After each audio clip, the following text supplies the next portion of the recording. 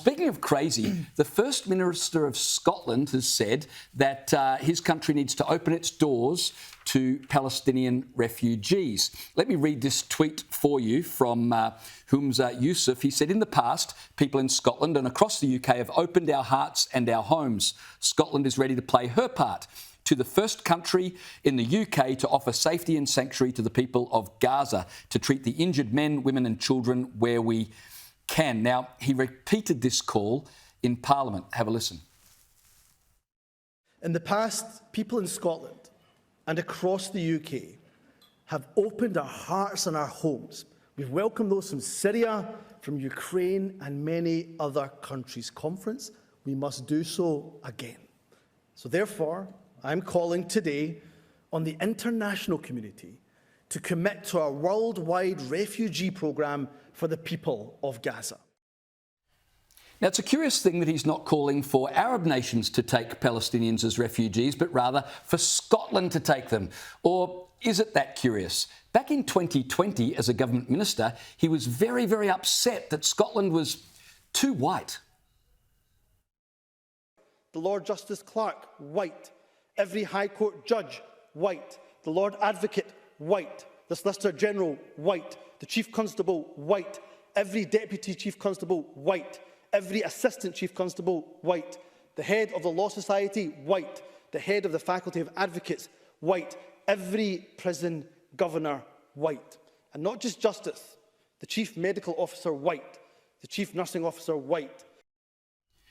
Well, if you don't like white people, maybe you don't live in a white country. According to the 2022 diversity report in Scotland, 95.4% of the population was white. So the odds are going to be pretty good that most public officials will be white. It's a little bit like going to, say, Iran and complaining... Oh, too many Iranian There's no people Jews in leadership. Where are all the Jews in leadership? Going to Africa and being like, not a single white person. Can't believe it. What's happened to this place? Disgraceful. I love the venom with which he says, white.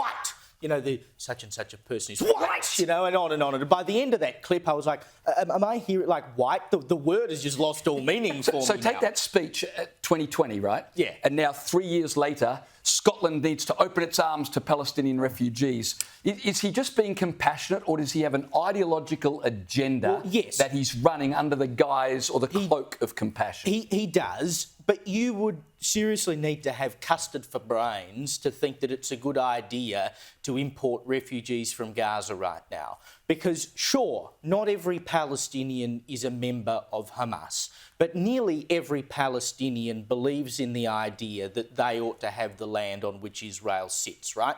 So to think that right now it would be a good idea to bring people from Palestine, regardless of whether or not they are members of Hamas, they have generally the same ideas. They don't have terribly liberal ideas about the people who live in Israel. They don't have terribly liberal ideas about the people who live in most of the West. To voluntarily open your arms and say, oh, we feel so sorry for you, we want you in our country.